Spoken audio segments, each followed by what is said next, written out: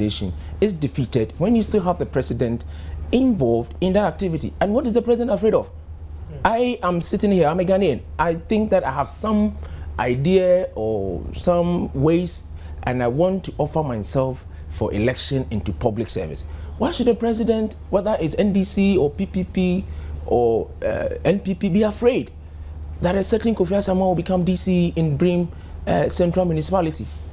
It just continues to create winner takes all politics, and that is exactly what is going to happen. So free up the system. Let us ensure accountability, put public service holders on their toes, let them render account, and that is the surest way that we can get development. This way of thinking with and touching and go way of doing things, we need complete overhaul of our governance system. Let us give power to the people, and that is the surest way that we can get development. So what then are you proposing as far as the election of DCEs are concerned? Are you then saying that individuals should just come up, say, I want to be DCE, and let the assembly people vote on that? Yeah, of course, we can adopt the qualifications for members of parliament as contained in the constitution. We can even extend it so that as many people as possible. I mean, look at the whole of Greater Accra, a population of about 3 million, and you're selecting 5 people. How are you going to do that? Let us have direct election. Let people who feel competent, who feel capable, step forward. Let us give the people free choice. Let them choose who they want. Let them reject who they don't want. Is the president now, or Nana Akufo-Addo, MPP candidate, or Dr. Endom, PPP's candidate, and all the other presidential candidates, you think, when you have an opportunity, let's question all of them, that if we put in place this system that they are introducing for the DCG level, at the presidential level, if they agree to it or not, and see the kind of answers they will give to you. So, okay, sorry, finish. No, so that is the right thing to do. Popular election means popular election. But have you considered the fact that probably the 5 who will be nominated by the president will be probably 5 people who might have expressed interest already, and then the president will probably scale down and bring up those 5 for... Yes, so that's the point. So if 5 people have expressed interest, what about those the president don't get to select? If 10 people express interest, why don't you allow the 10 people to go to the polls? And what criteria is the president going to use to reduce 10 interested parties to 5 candidates? It's not open, it's not transparent. We need transparent election, direct. Everybody is involved. We know who is contesting and who is not. You see, we cannot, if the president cannot believe in our judgment, then he wants us to believe in the judgment of one person who is president to then nominate about 1,000 people in Ghana. Look, he's already appointing more than 5,000 people already. Board members, chairmen, ministers of state. So why do you want to still keep this small one that the people have agreed that if there is any amendment at all to our constitution, they have agreed that that one, they want it back. They want that power back so that they can decide who is mayor of Accra, who is mayor of Kumasi, who is MCE for Achimdan district. So that one, I don't think the president should create any impression that he wants to hold on to that power also. If there are technical challenges, like the executive authority, like I said, we have trained police officers, assistant superintendent of police. They are in charge of district, and they are not chairman of district security council. Why is that so? We cannot trust the competent police officer, properly so-called trained, but we can trust a politician who has been appointed because he's appointed by the president to ensure security at the district level. I don't think that's the kind of country we want. If the president is interested in security at the district level, we can use a police system. He is still in control of police council. He still appoints the IGP. He still appoints regional commanders and all that. There can be a way that we fashion out to allay the fears of the president. They should not introduce those fears and take away our rights, our desire, our call for the direct election of metropolitan, municipal, and district chief executives. Okay, well, we'll have to leave it here for now. Many thanks to Kofi Asama. He is the General Secretary? National Secretary. National Secretary of the Progressive People's Party, and he's been explaining to us the PPP's position and their concerns that they have with the new system that the government intends to adopt in terms of the election of MMDCEs. This is still the midday brief here on Joy News. Let's do some other story now. The Institute of Economic Affairs has expressed concern over what it describes describes as persistent deficit emanating from recurrent expenditure. It has thus called on government to put in place immediate measures to address the situation. Senior economist at the Institute of Economic Affairs, IEA, Dr. John Kwachi told journalists in Accra on Tuesday that the skewed nature of budgets in favor of recurrent expenditure and against development spending is something that should worry all of us. The expectation, he said, is that more allocations of resources are channeled to the sectors that have the greatest potential to make an impact on long-term growth and employment. The issue for us here is that as a country, we should decide, make a decision as to whether we spend all our resources on consumption or we spend it on investment, because that has implications for our current growth and then our long-term growth also. So what we are saying is that the excess expenditure almost entirely, in fact, entirely went to consumption. And we sacrificed development expenditure for the expediency of consumption expenditure. Given an overview of the 2012 budget on recurrent expenditure, Dr. Kwachi said government overspent on wages and salaries by 18% and spent more than targeted on goods and services by 37%. Similarly, on interest payments, government exceeded its target by 11% and again went overboard on other undefined items by 25%. Dr. Kwachi said this trend cannot be allowed to continue since it is unsustainable and asked government to invest more in infrastructure, energy, human capital, technology, create more employment and opportunities. The mountain wage bill in this country, whether you measure it in terms of GDP or revenue, is alarming, and something needs to be done about it. Of course, if you are in the public sector, you will say, we need the money. I'm not saying that workers should not be paid well. But as a country, we have to make a choice as to whether we spend all our resources paying wages, okay, and go to sleep, or we devote some to investment, which will generate, growth and employment for current and future generations. He added that government should directly support the manufacturing sector through affordable credit, energy, and relevant infrastructure, as well as through conducive trade policies, including those that avoid dumping of subsidized products in Ghana. He compared spending by government during election years, comparing 2008 and 2012. The deficit, which was reported, now there's some people say 12.0, some people say 12.1. It doesn't really matter. The difference is not that significant. But it came out as a surprise to a lot of people, and also it was disappointing because we thought that this election year round, we were going to do things a bit differently.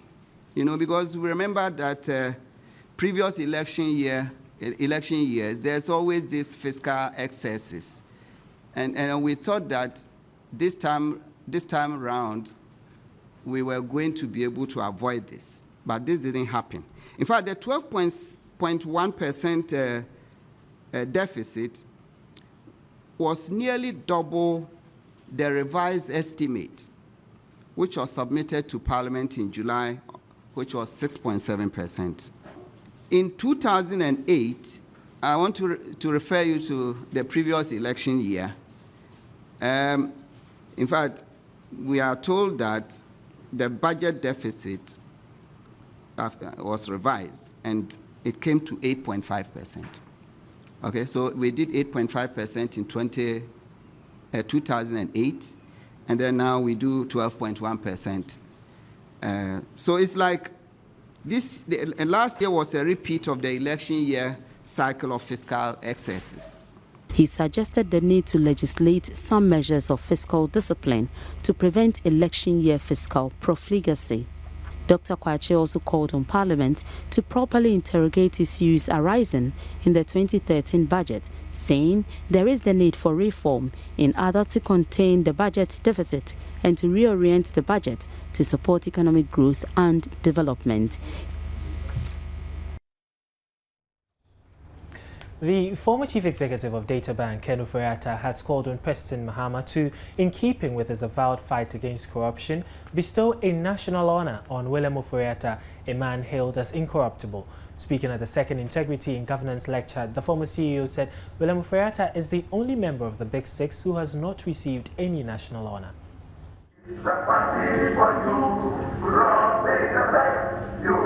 Delivering his lecture, Ken Ofori-Atta said Ghana must celebrate William Ofori-Atta, a man who has been hailed as an incorruptible nationalist and politician who possessed a rare sense of integrity. It is this man that Central University has found it fit to honor of an institute, as we still wait for the state to honor the last of the Big Six. It is a mystery to me how he continues to be neglected. I saw a couple of weeks ago that President Mahama promised a new statue for our first president in Nkrumah. I will encourage His Excellency to remedy this injustice and honor Powell. According to him, integrity, which is the backbone of development, is missing in our society, thus giving way to corruption, which has plunged the nation into indebtedness. He attributed the ongoing power and water rationing to the decadence among public office holders. In the absence of sufficient transparency and accountability, we may never know how many billions of cedis went down the drain last year alone. But in a year that we did not even meet our capital expenditure targets, our expenditure on electricity, water, and housing, for example, we're nowhere near enough to tackle the crisis. We are entitled to ask, where is the integrity in how our money is spent by our governments? The record 12.1% budget deficit is a telling indictment on the lack of integrity and discipline in how the public's purse has been handled. Institutions are not built by robots or by laws, but by people, and the people must have integrity. Let us confront our problems and with integrity resolve them. Ken Ofori-Atta also called on civil society to speak out, especially against bad governance, irrespective of who is in power. The public lecture is an initiative of the William Ofori-Atta Institute of Integrity of the Central University College. Director of the Institute, Professor Ken Atefua, announced the Institute will soon run postgraduate degree programs in integrity and good governance. Well, away from that, the Minister of Information and Media Relations, Mahama Ayariga, has been talking about suggestions that Ghana will return to HIPIC. Here are some thoughts he shared on our morning show, the AM show, this morning. Ghana is not back to HIPIC. I mean, we have quite some debt. The debt has increased, but the reality of debt, and yesterday we were at pains to explain this on the floor of the House, is that it's not a question of being in debt. It is what you use the money for, and whether what you are putting the money in can pay the debt. If you reflect, you recollect the last 4 years, we've been thinking of certain big projects. We've been talking about the Eastern Corridor routes. We've been talking about the Western Corridor routes. We've been talking about expanding the railway and reviving and expanding the railway network. We've been talking about expanding our airports. We've been talking about the gas pipeline project and its infrastructure. And then, of course, the power generation and water.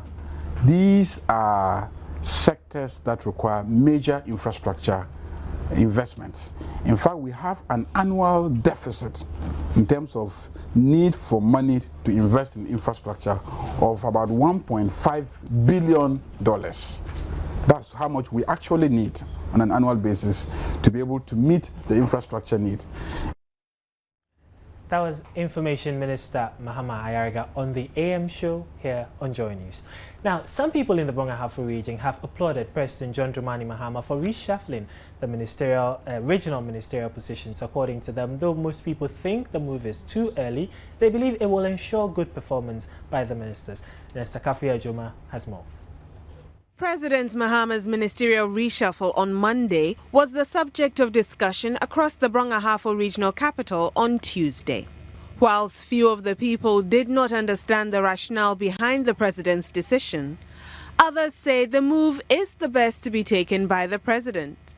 They, however, pointed out that President Mahama could have allowed the various ministers to work for 3 to 4 months before the reshuffle. It's a very good decision.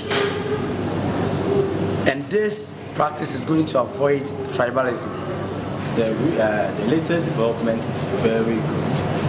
Some may call it whatever they want, but if you put it in reality, it's the best out of the best. The reposition of the ministerial appointments is very important, since they are moving from different regions to different. It's the same Ghana. It's not outside Ghana. It's within Ghana. So when they are here, it will help them to do their work. The air coso element if you mental. Omampenia in the daddy, oh, money papotia or be pound on our sa at if you mental was on and pay at if you mental soafu. It is a pressure no, Zanyan Sapom and Penia Fano. Another bois amasa pressure now. Ever done so, Nipo Boni dear free or mental mental. Now, Mount Fonabacas here, Peno, say any say no. And no one yans upon my Peniafa, Sasadia. Ufri Bunafwa, for sentimental, Ufri Western Regional, Bra Bunafwa. Nesta Kafui Ajoma's report for Joy News. Away from the Brong-Ahafo region, 4 officials of the Volta Regional Hospital, popularly known as Trafalgar, are being questioned by the Bureau of National Investigations (BNI) for allegedly attempting to siphon 200,000 Ghana cedis belonging to the hospital. They are Dr. George Akwe, the medical superintendent, Joseph Annan, the accountant, Madam Regina Blebu, the administrator, and Richard Katapu, the storekeeper. They have been granted inquiry bail and are required to report themselves at the BNI offices in Accra once in a week. According to the BNI officials, the government released 700,000 Ghana cedis to the hospital to settle its indebtedness of 500,000 cedis. The amount was lodged in the treasury account at the Whole Municipal Assembly, and the hospital was expected to submit the names of its debtors for individual checks to be issued to them. The suspects are said to have connived with some individuals to submit invoices to claim the difference of 200,000 Ghana cedis. The BNI officials said the checks for the amount were issued and later cashed, but an individual who was said to have played a role in the deal felt cheated in the sharing of the money and therefore blew the lid of the deal.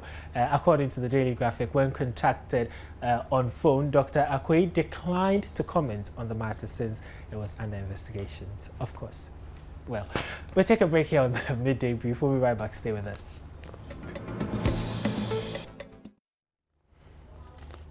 In other stories, light fishing is still ongoing at the shores of Glefe, a fishing community in the Greater Accra region, although there are regulations prohibiting the practice.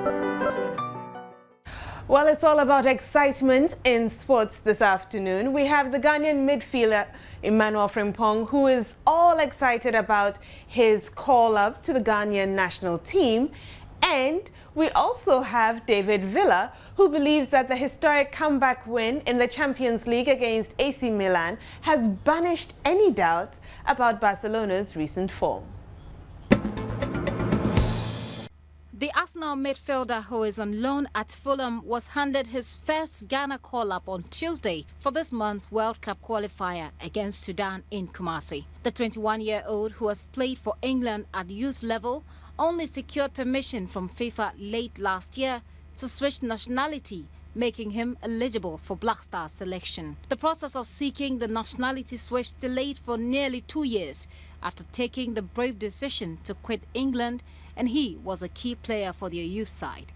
He has now demonstrated his extreme loyalty to Ghana, greeting his maiden call with huge pride, saying it is a dream come true. The defensive midfielder will become only the 4th player to have successfully secured the nationality switch in order to play for the Black Stars, following in the footsteps of Quincy Owusu-Abeye, Kevin Prince Boateng. Lots of enthusiasm there. Now, internationally renowned reggae musician Rocky Dawuni has encouraged Ghanaian musicians to improve their personal brands to become globally attractive. This, he said, is the trick that put his works and music on the international map.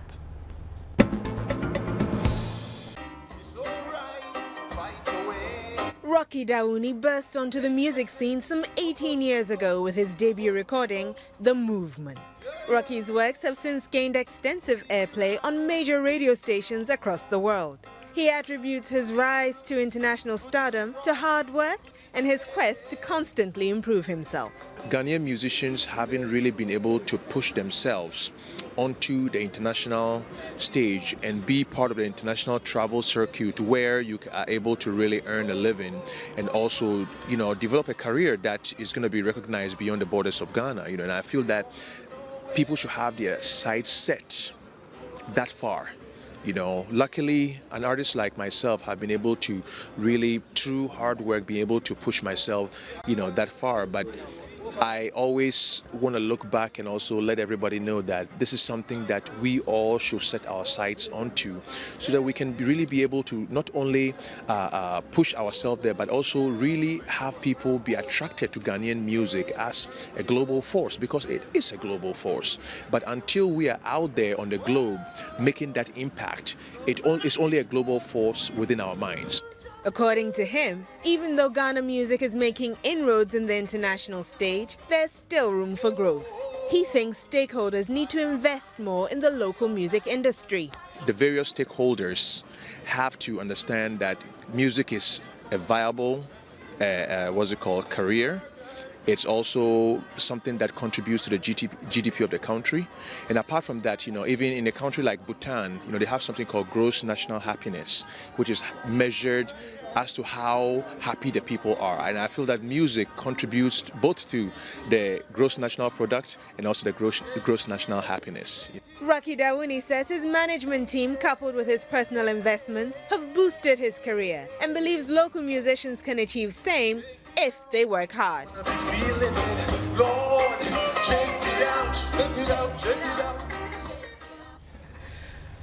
Gross national happiness. Wow, that's a new one. When was the last time you had yours checked? Oh, no, they said national, so it is a personal. So I haven't checked mine in a while, but I think he's probably talking about the happiness index. And we were placed somewhere last year. I can't readily remember.